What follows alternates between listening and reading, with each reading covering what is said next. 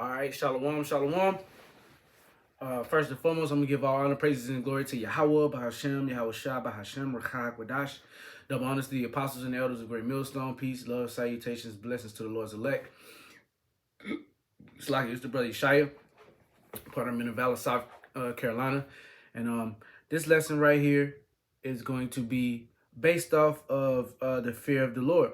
Okay, you got a lot of people that don't fear the Lord, and it's like it. You got a lot of brothers in the chat going crazy, man. It's some exciting times. But yeah, you got people that don't fear the Lord, man, on a wide scale. But then we get mad because we fear the Lord. Through fear do we persuade men, right? Brothers have accounts, personal accounts, where they have this fear of the Lord in them. First and foremost, the fear of the Lord is the beginning of wisdom. All right, the fear of the Lord was basically placed in the elect. Okay, because if you have any wherewithal, and if Yahweh Bashem, Yahweh Shah is dealing with you on any capacity, he would put the fear in you. Okay, he would create the fear in you so that you will be able to reverence him, be able to fear him. And under fear is love. Okay, you can't really love someone with that total, full, 100% amount of respect unless you fear them. Okay, and fear gets a bad name. Okay, they like to say with fear mongers, oh, you gotta fear the Lord, you gotta be, yeah, you have to. That's what the scriptures say. Okay, so without further ado, I'm gonna get right into it.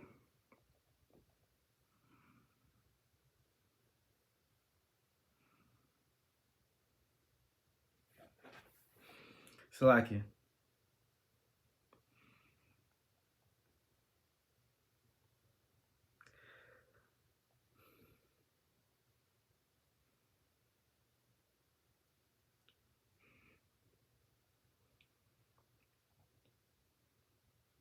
Salakia. Yeah, so brothers in the chat acting up, man. Whew. Hey, these some exciting times, man.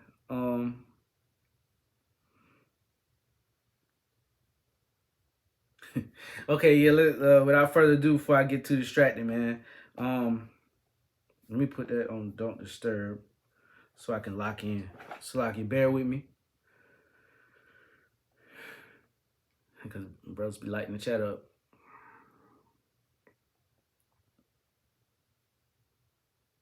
All right, to the fear of the Lord. Let's go to the book of Proverbs, chapter 9. Proverbs chapter 9 and verse 10.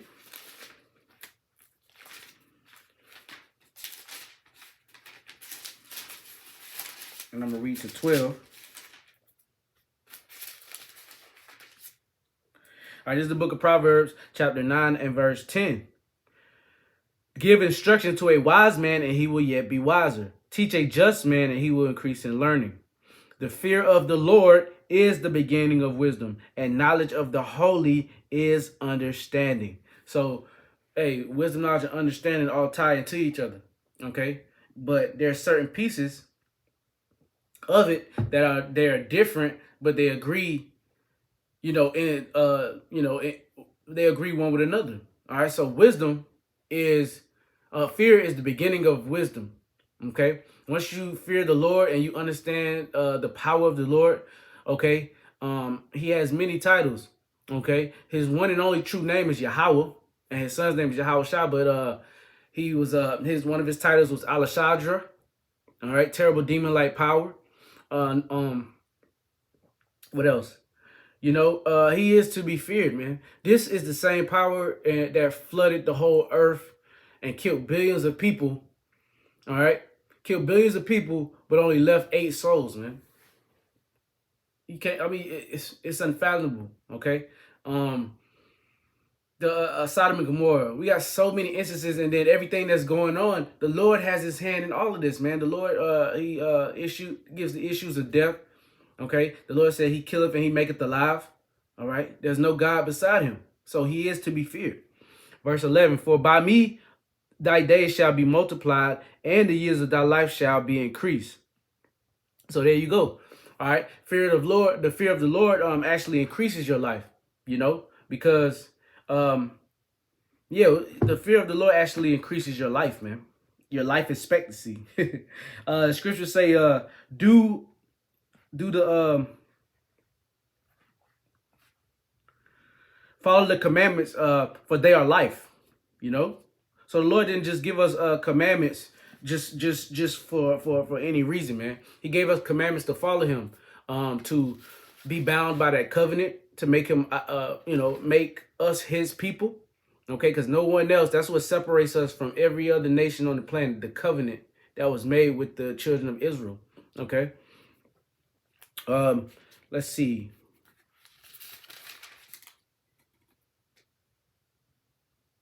Yeah, let's and this is Exodus 20 and verse 7. Thou shalt not take the name of the Lord thy power, Yahweh, in vain, for the Lord Yahweh will not hold him guiltless that taketh his name in vain. So there you go. And part of the fear of the Lord is finding out his real name. Now, of course, we all have been through, Babylon the Great. We were calling on certain deities, certain entities that, don't exist. Because, like I said, Yahweh Shem Yahushua is the only true living power. We were calling on them. All right. And, even though we were calling on them, I can say personally speaking that the Lord looked out for me anyway, because I was in my ignorance. But then once we come to the truth and come to the realization that Jesus is not his name, God is just a title, Allah. Allah is a Hebrew word which means power. Okay. So, once you get hip to that, it's like, okay, you can't just be settled on your leads anymore, man. You can't just be, if I use that right, you just can't be you can't just be lazy or, lack the fear of the Lord and say, okay, well, whatever he is, whatever I call him, hey, the Lord knows my heart. No, man, we get into the times where the names of Yahweh, Yahweh Shah will be magnified in the earth. All right.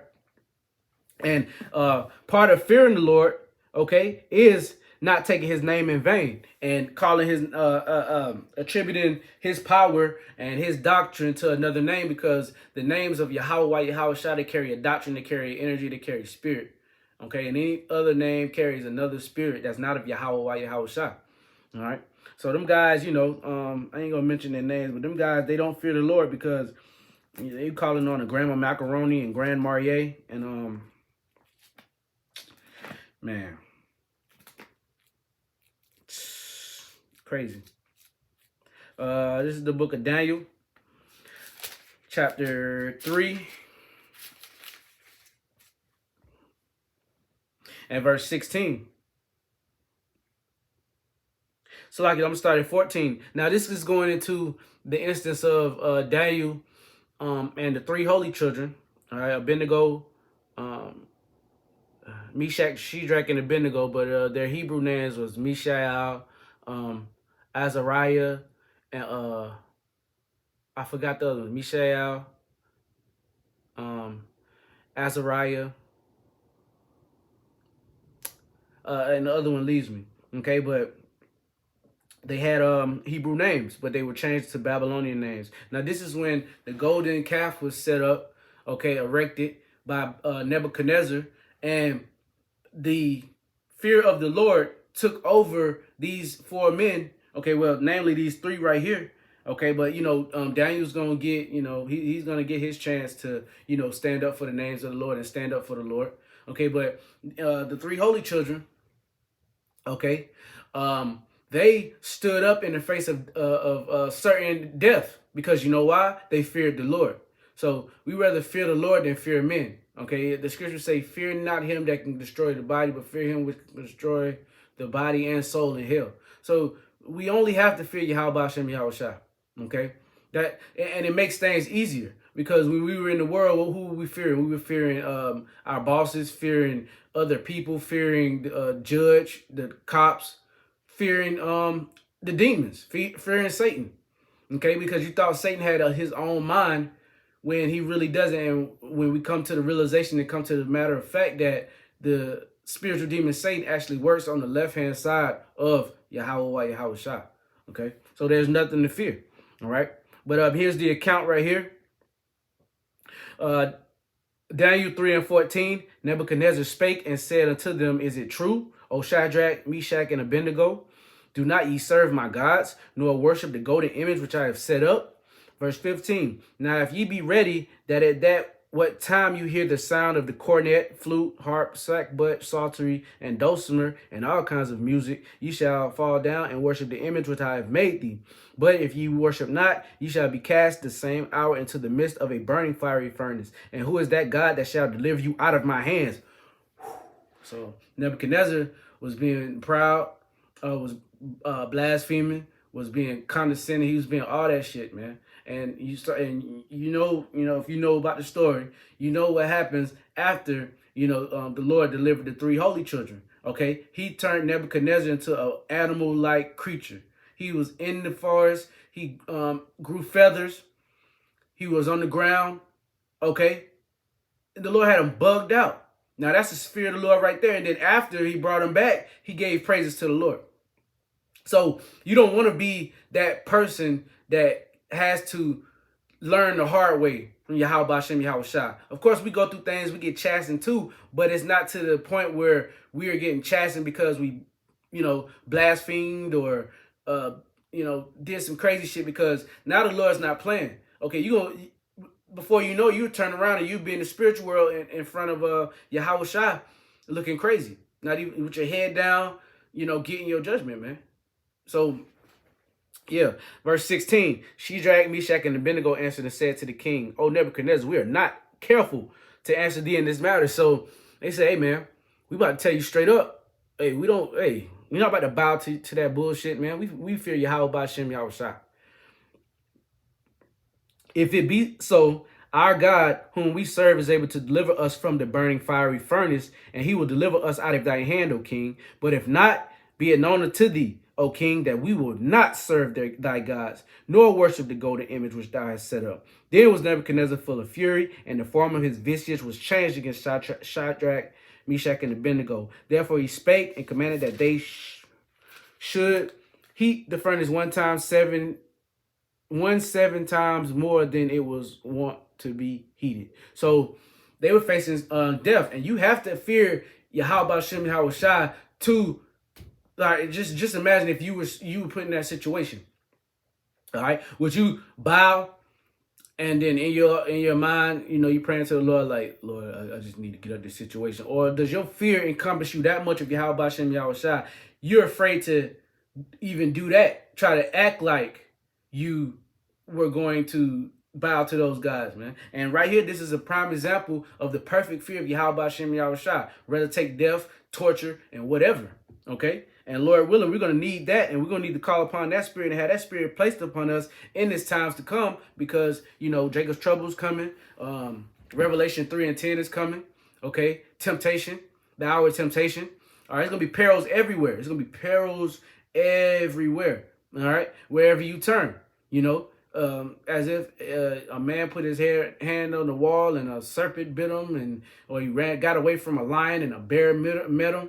Okay, symbolic and parabolic for there's going to be dangers on every side. Okay, once the Lord releases his spirit from this place, and the only source of the spirit that you will have to, that you can encounter will be of those men, the men of the Lord. All right, now let me go to this instance right here in the book of 2 Maccabees, where the woman and her 7 children were tortured in front of each other, but they maintained their integrity. All right.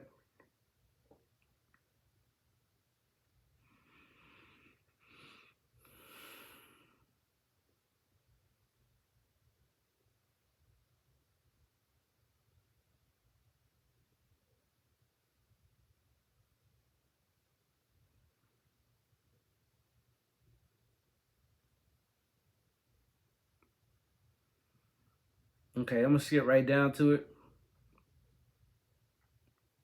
I'm going to go to the mother. Okay, now this is after all of her sons were tortured in front of her. Okay, and I think the baby, the youngest one was the last one, or the youngest one was next up. Yeah, she already saw 7 on Torch. Okay, this is Second Maccabees 7:20. But the mother was marvelous above all and worthy of honorable memory. For when she saw her 7 sons slain within the space of 1 day, she bare with good courage because of the hope that she had in the Lord. Yea, she exhorted every one of them in her own language, filled with the courageous spirits, and stirring up her womanish thoughts with a manly stomach. She said unto them, so the Lord put a spirit on her, a bold and courageous spirit. Okay, I cannot tell you how you came into my womb, for I neither gave you breath nor life, neither was it I that formed the members of every one of you.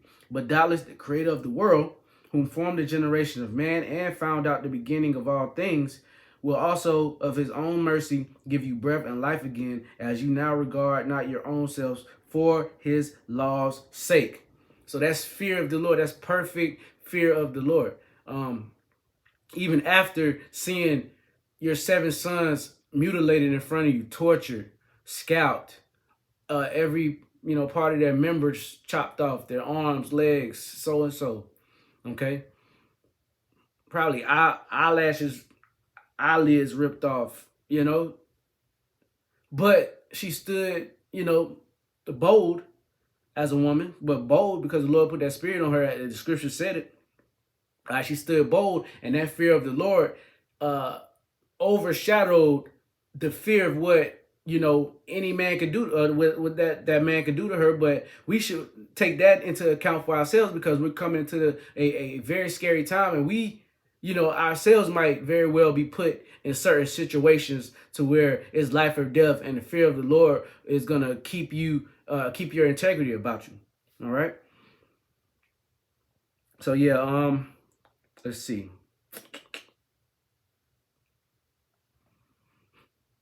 I got a couple more, and I'm gonna wrap this up. This is the book of Matthew, chapter 10, and verse 28. And this is what Yahushua said. This is straight from his mouth. And then I quoted it earlier. Matthew 10 and 28. And fear not them which kill the body, but are not able to kill the soul, but rather fear him which is able to destroy both soul and body in hell. And that's what Yahweh Shem Yahushua can do. He can destroy your body. Okay. He can destroy your soul. Souls are not meant to be destroyed.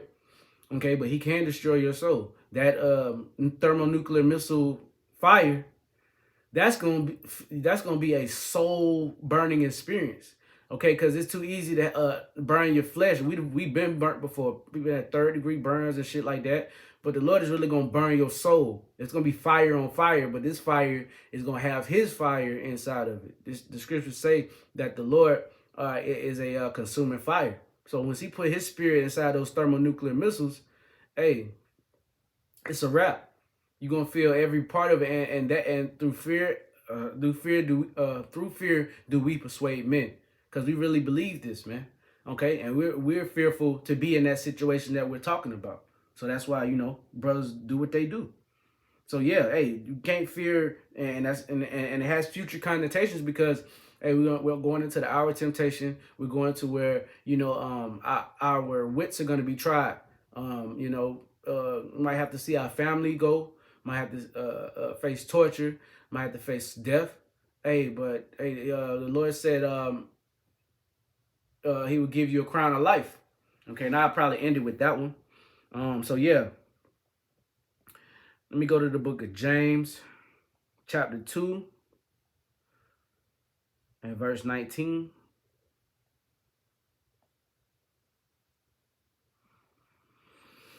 All right, James 2 and 19. Thou believest that there is one God. Thou doest well. The devils also believe and tremble. Now, no one of us is powerful than any demon on the left-hand side. Now, these demons, okay, they fear the Lord and they can destroy you. Shouldn't you take into account that? Shouldn't you follow suit? Like, okay, well, they fear the Lord. And then through the fear that we have of the Lord, we're able to drive the demons off.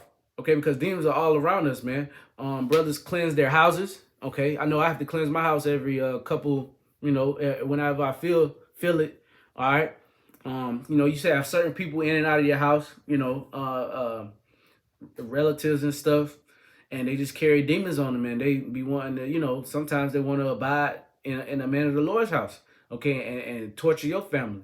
And you can feel it sometimes. You get an eerie feeling. You start hearing stuff. You're like, yeah, it's time to cleanse this house, okay. And the fear of, because, and just like when I did a lesson probably a week ago about the demons that were on that kid in Connecticut.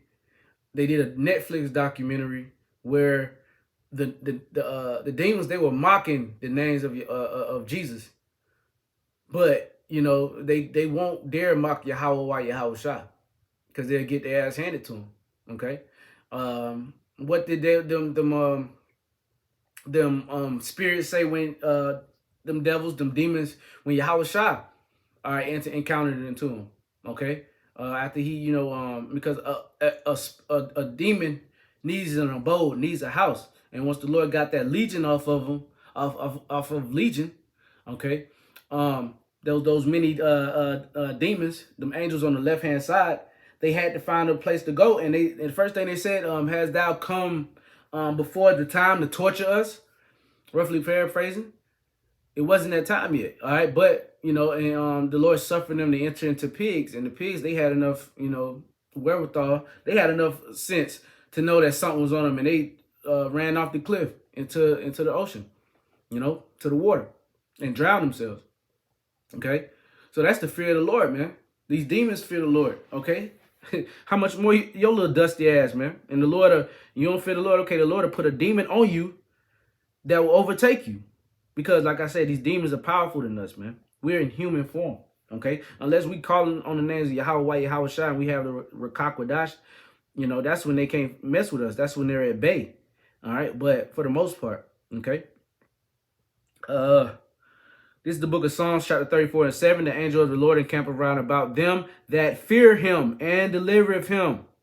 And taste and see that the Lord is good. Blessed is the man that trusteth in him. Oh, fear the Lord Yahweh, Bashem Yahushai, ye his saints, for there is no want to them that fear him. See, so there you go. Fear is not necessarily a bad thing, okay? It said, the angels of the Lord encamp round about them that fear him. So if you fear the Lord, you're going to be protected by those angels, okay? I mean, it's not hard. I got a couple more in Psalms, and then I'm going to bring up that one, the Crown of Life.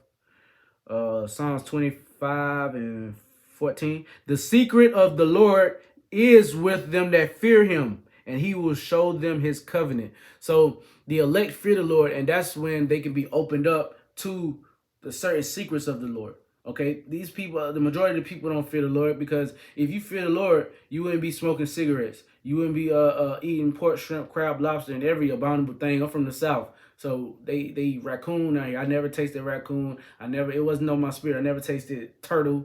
I never tasted chitlins. I never tasted none of that shit, man. I thank the Lord, but that was on my spirit. I just thought that shit was nasty, and it is nasty. Coming to find out, okay, when you get in the truth, you're like, oh yeah, it's abominable, okay?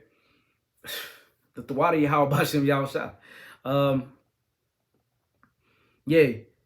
Psalms 25:14. The secret of the Lord is with them that fear him, and he will show them his covenant. All right, one more in Psalms. This is the book of Psalms, chapter 103 and verse 11. For as the heaven is high above the earth, so great is his mercy toward them that fear him. See? So in order to get the benefits of the Lord protecting you, the Lord showing you these secrets, the Lord guiding your paths in righteousness, the beginning of wisdom is fear. You have to fear the Lord, and fear is not a bad thing.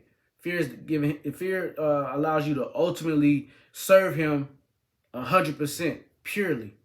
Okay, like I said, the top form of respect is fear. And rightfully so, to fear Yahweh Bashem Yahweh Shah.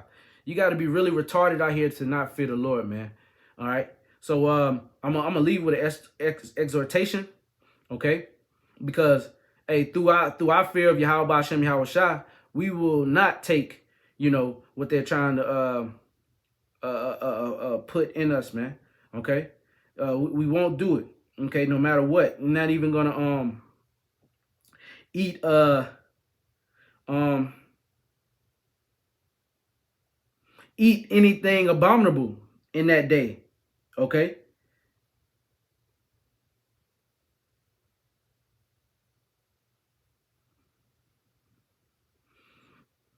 Salakia. And if I can't find it, I'm just gonna end it right here.